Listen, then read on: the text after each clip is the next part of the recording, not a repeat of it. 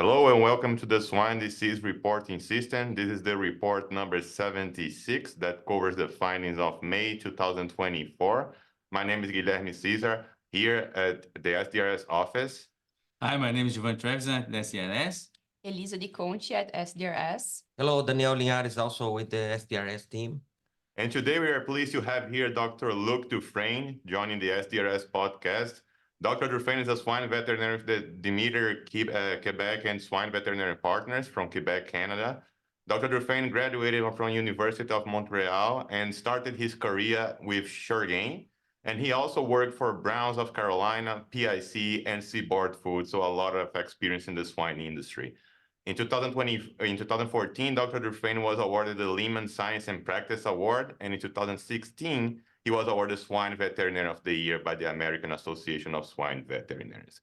He will share his experience in the US and also in the Canada swine industry, interpreting the SDRS monthly findings that we had, and also discussing about biosecurity practice for disease control and elimination.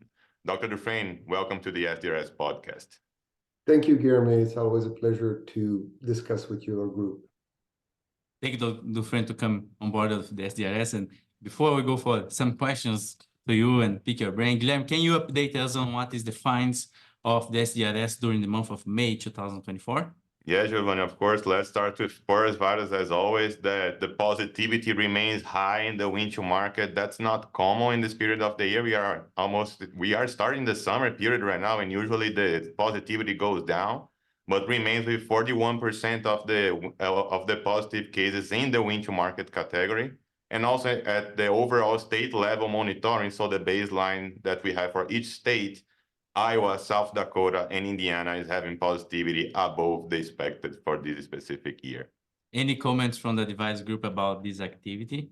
Yes, yeah, the advisory group highlighted that this increased number, for example, that we have in positivity can be associated with the L1C.5 detections, that we had the higher number of detections in April, in the April 2024. And this is hitting hard, mainly here, the state of Iowa, that we are having an increased positivity, and most of these strains are concentrated here. But however, the advisory group highlighted that other lineage, such as the L1A and L1H, is also causing issues in the field.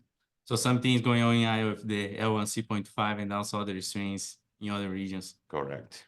And this high activity in growth finish is another reminder for the sow farms, right? Because it's, like you said, it's delayed high detection in sow farms, so a lot of virus in the field. So watch out, right, for biosecurity, biocontainment.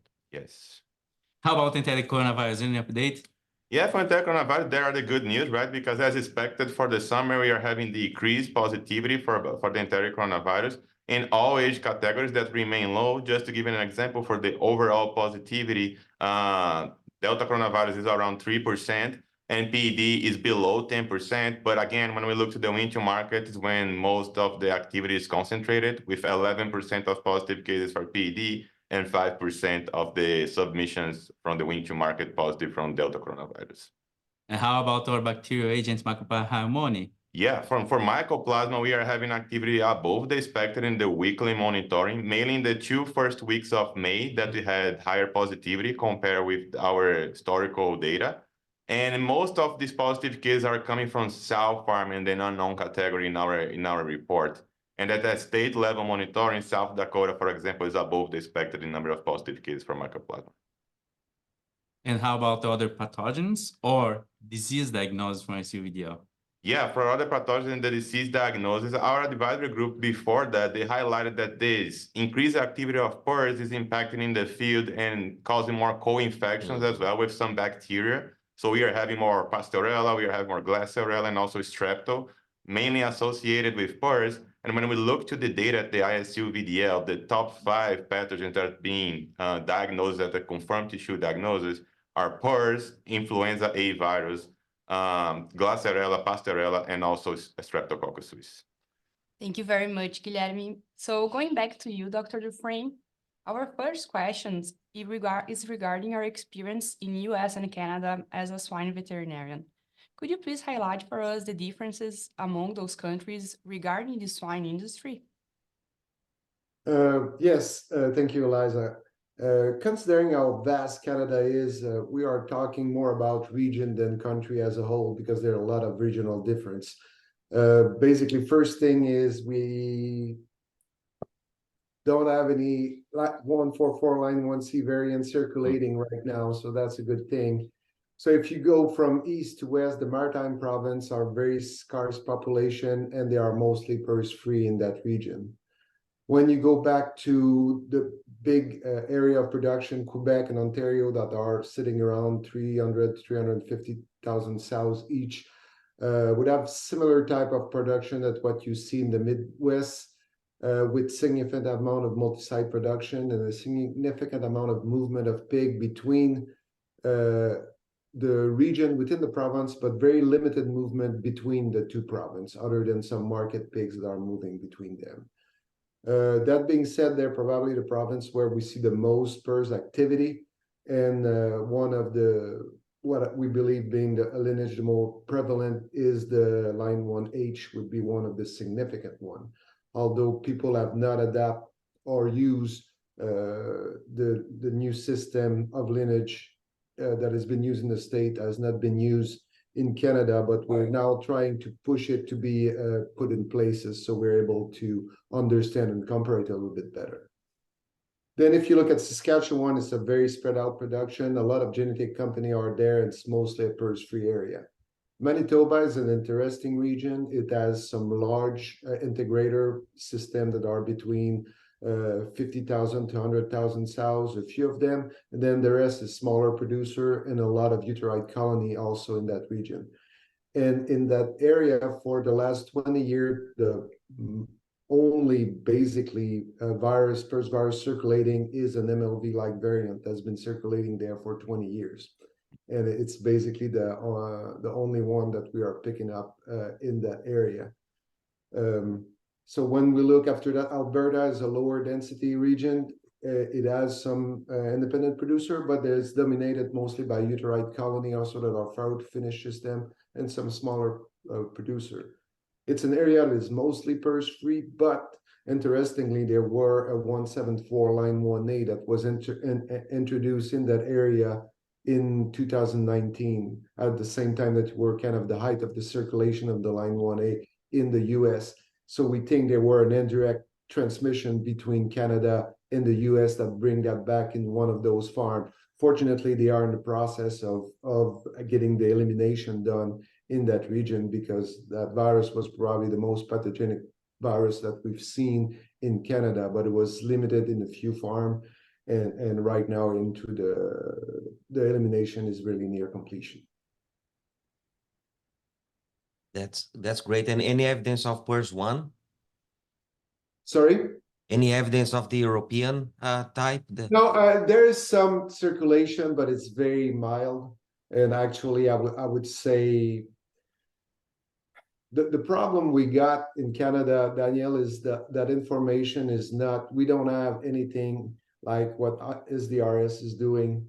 So the information you got is based on your own data bank. We're trying really hard to push to have more discussion and creating more as a pan-Canadian bank of information related to PRRS.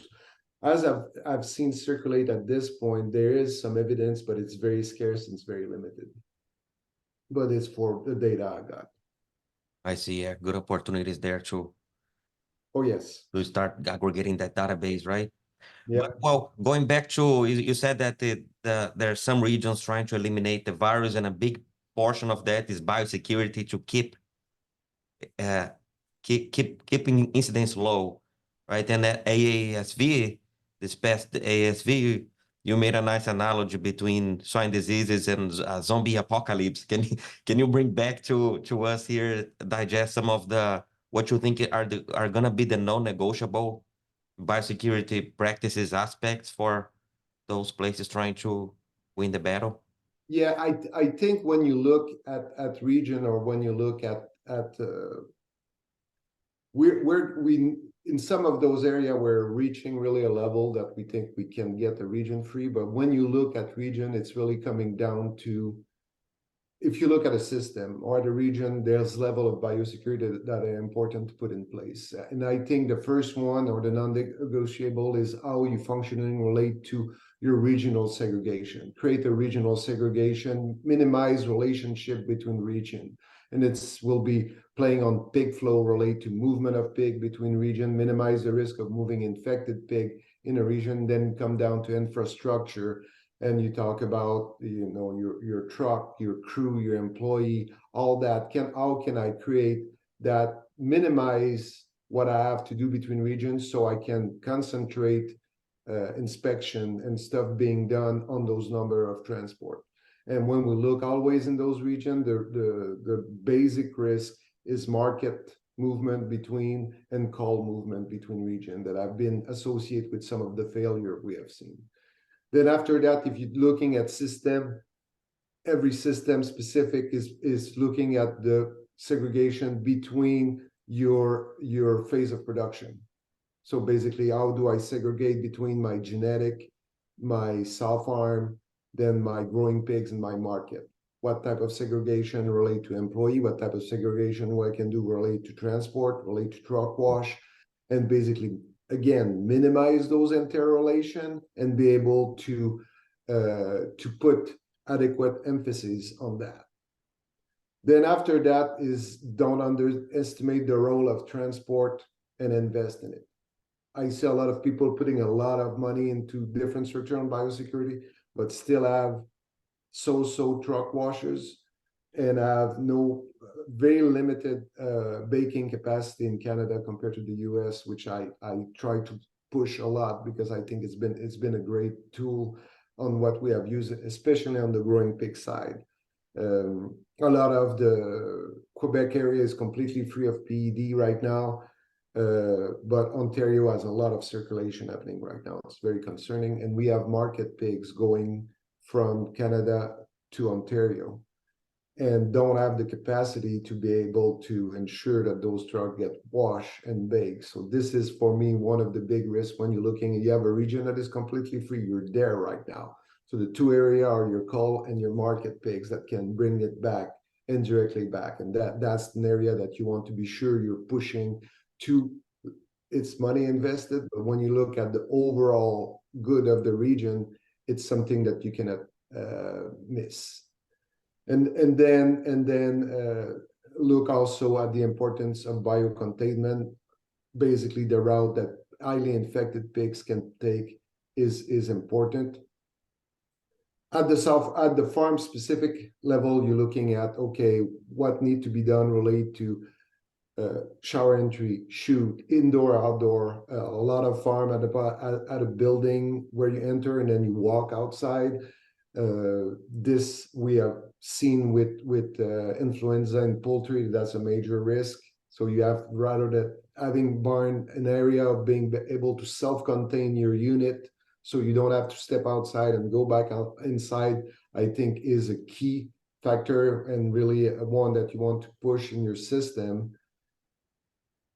And then design your system so the rule of biosecurity you want to put in place are respected. If people fail always to follow your biosecurity rule, it's not a people issue, it's a process issue.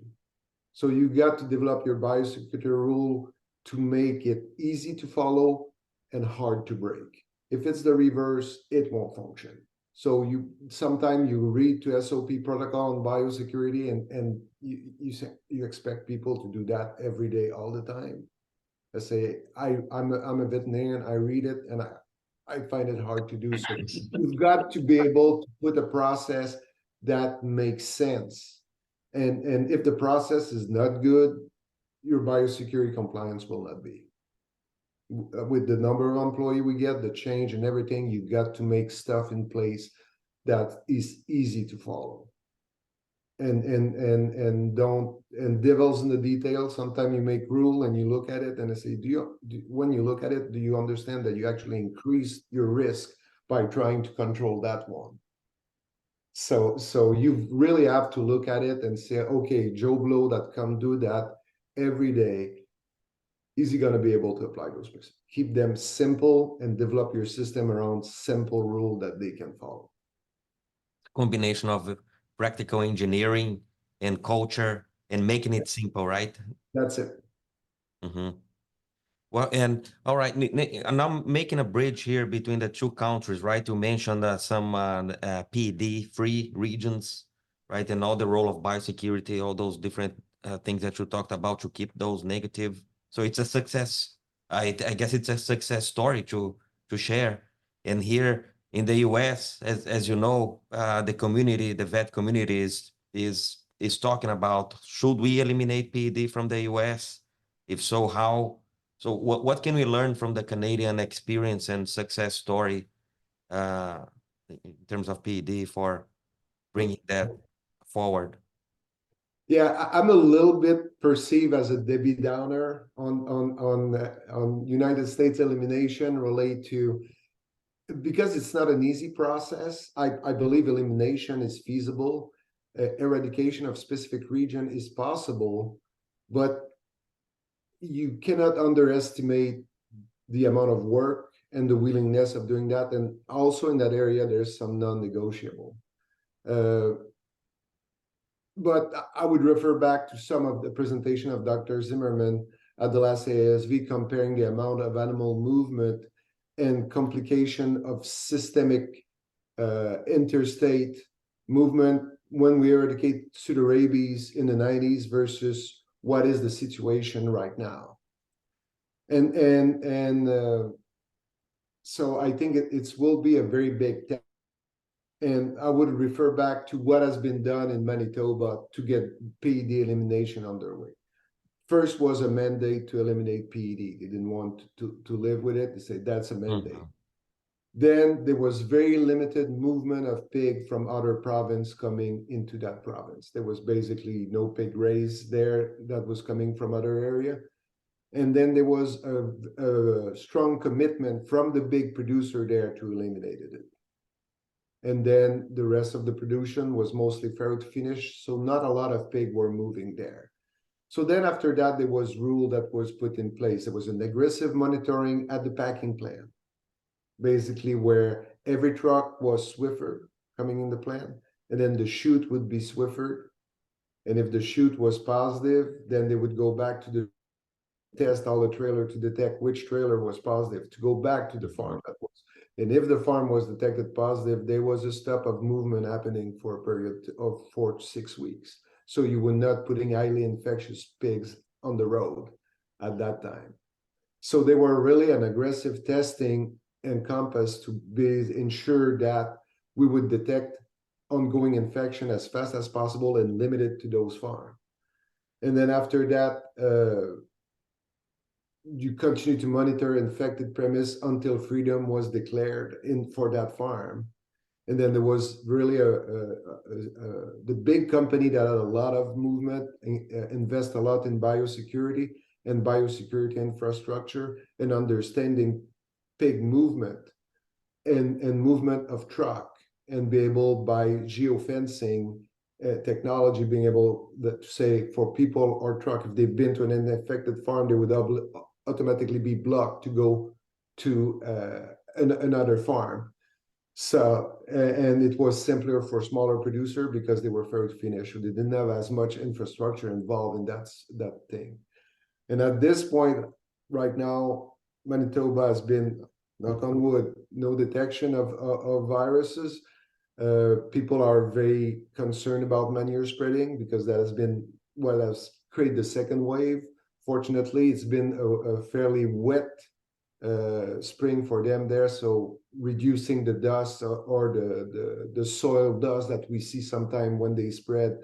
The last time when they did spraying, it was very windy and dry, and we think that's what has created the second wave of infection.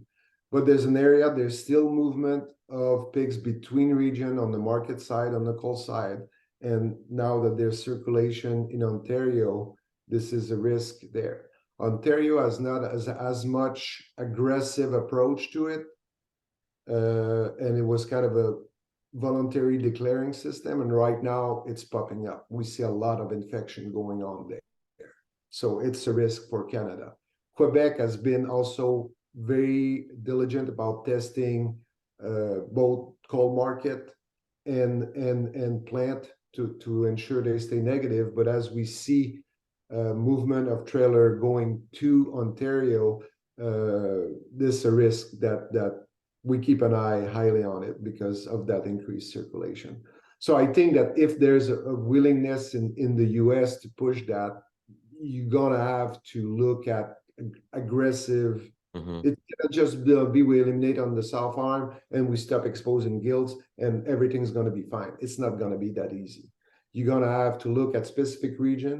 You're gonna have to look at aggressive testing in the plant to detect early infection. You cannot expect that everybody will detect it in their finisher farm.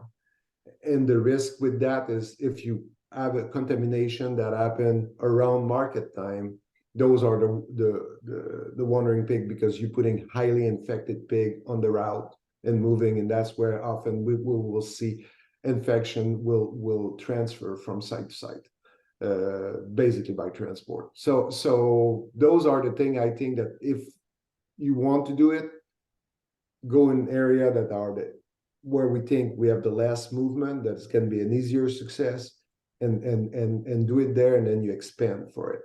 It's feasible, but don't underestimate the amount of time and the inconvenience it will create. Because the worst is to start something on their way and then either fail or people say, yeah, I'm not willing to do that. That's great. You have been sharing with us a lot of information about PRRS activity in Canada. The good thing that you don't have the L1C.5 there, about how to eliminate PED and how that has been helped the Canada industry. Now, bring back to the US and going back for PRRS, during the time that you were here, you had experience with this lineage 1C.5 strain.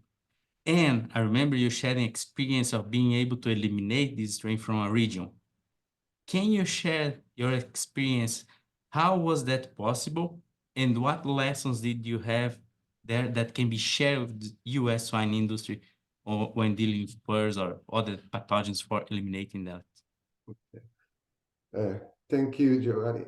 When I work at Seaboard, we were lucky in the Southwest area that it's an area that there's not a lot of movement of animal. So the only animal that came in were replacement female. Unfortunately, we had the 144 line 1C was introduced into one of our neighbor true replacement gills. They did everything right. They removed them quickly, but unfortunately, while between that movement out, one of our farm in Colorado got infected. We were far enough in the process that we knew how bad that strain was. So when it was detected, we sit together with our group and upper management, and we say we cannot take the risk of moving that infection. That Colorado system were moving pigs into the Guyman area, and we say we cannot take the risk of getting that strain endemic where we are, because the amount of area spread we see, we will not be able to eliminate it, and it's one that we cannot necessarily live with. And kudos to the entire upper management team, and everybody there said, yep, let's do it. And there was a lot of things that we did as soon as the strain was detected. Basically, we went back and tested all the feeder pigs that were moved from Colorado to Oklahoma to see if we would detect PRRS in those pigs. Then we had moved some cold sows from that infected farm into a cold market in Oklahoma. We didn't test them; we depopulated the cold market there. And then we basically, that flow of pigs were going to Oklahoma, so we divert that flow to an endemic region. Unfortunately, they moved to Iowa because that was a region that the virus was endemic. And then very quickly after that, we basically depopulated that entire system. Although other farms were not infected, we say the risk of transmission is too high, so we decided to depop that entire region that was over 10,000 sows, and they were depop and repopulated. And hindsight, it was the right thing to do, because since that entire Southwest region has remained free at that one line 1C. But it was a quick movement.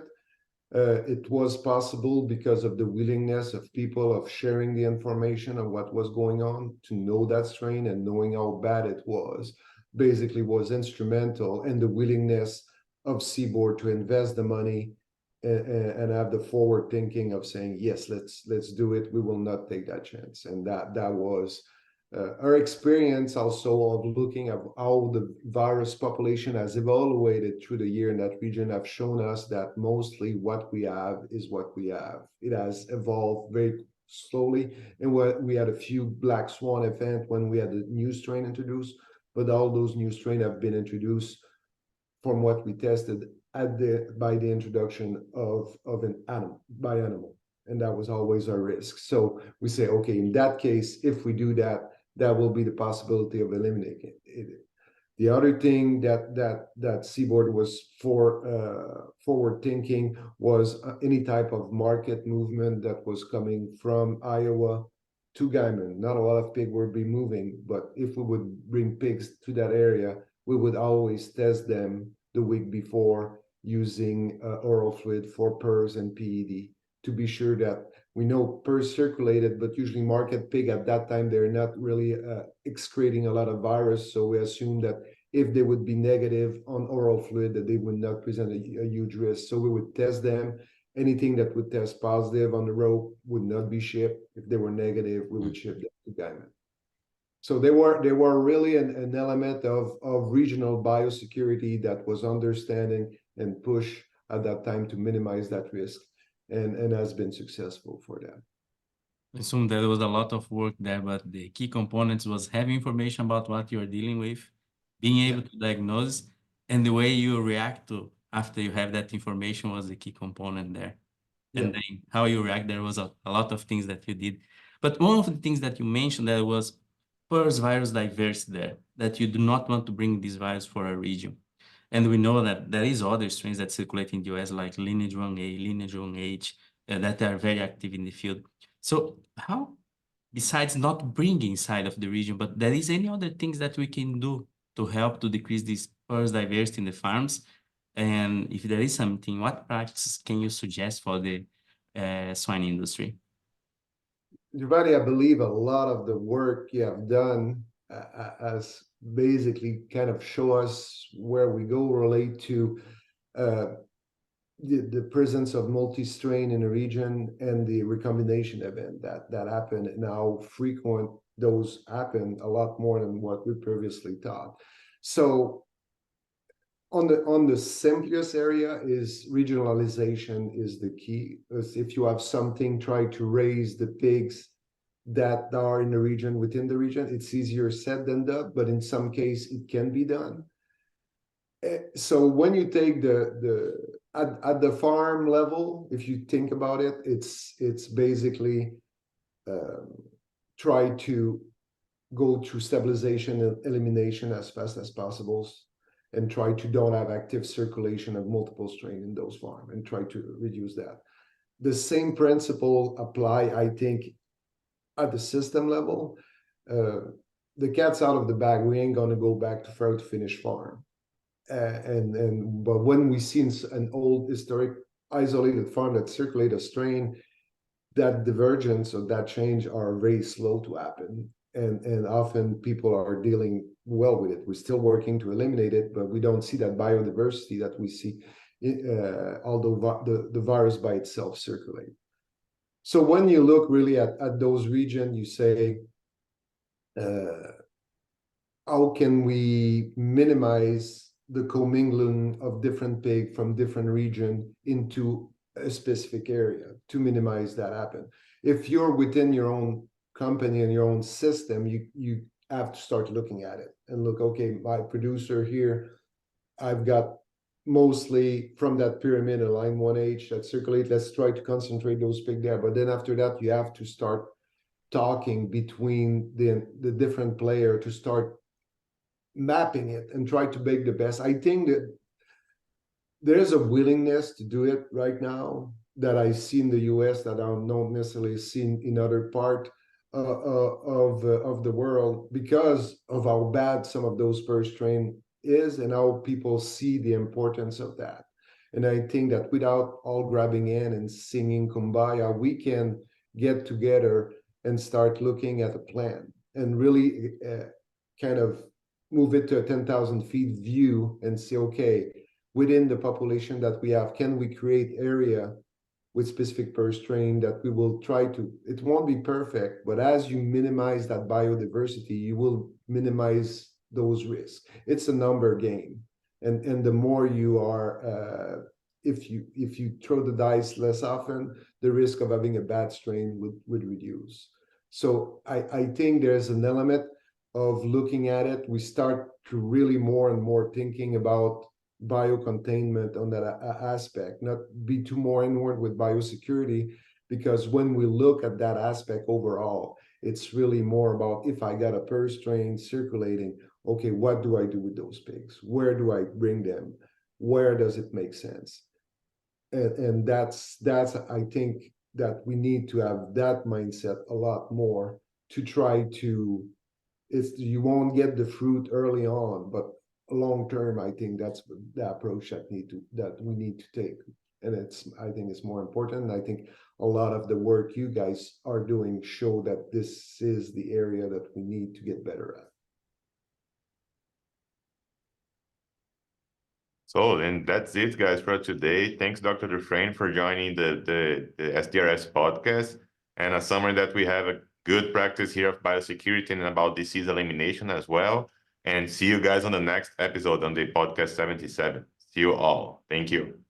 Bye. Thank you. Pleasure, guys.